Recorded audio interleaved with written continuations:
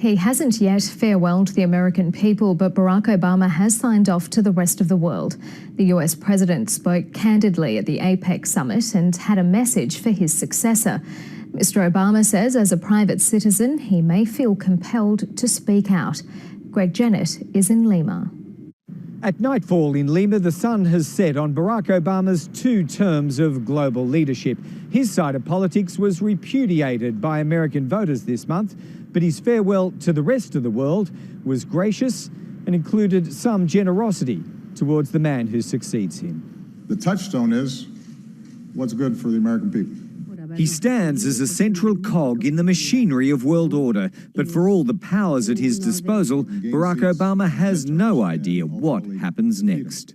I can't guarantee that the president-elect won't pursue some of the positions that he's taken. But what I can guarantee is that reality will force him to adjust. The US president's fading into the background, his last overseas trip over, his final summit behind him. But he's determined that America never relinquish its leadership role. The main advice that I give to the incoming president is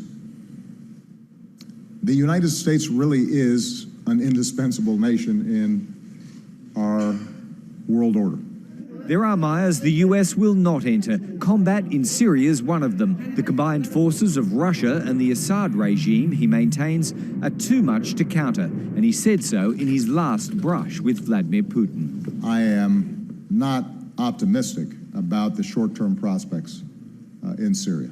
Each moderate view stands in contrast to Donald Trump, but Barack Obama's urging at least international ambivalence rather than cold shoulders for the next president. And I indicated to him my confidence that the U.S.-Australia alliance will remain as robust as ever. Barack Obama's final call on his Australian ally was not for himself, but for his country and for Donald Trump. In private session, it was put to Malcolm Turnbull that as a conservative in the Southwest Pacific, he had a chance of being listened to by the new administration. And if he had advice, he should offer it. We'll do everything we can to support President Trump, just as Barack Obama will. Or he might not.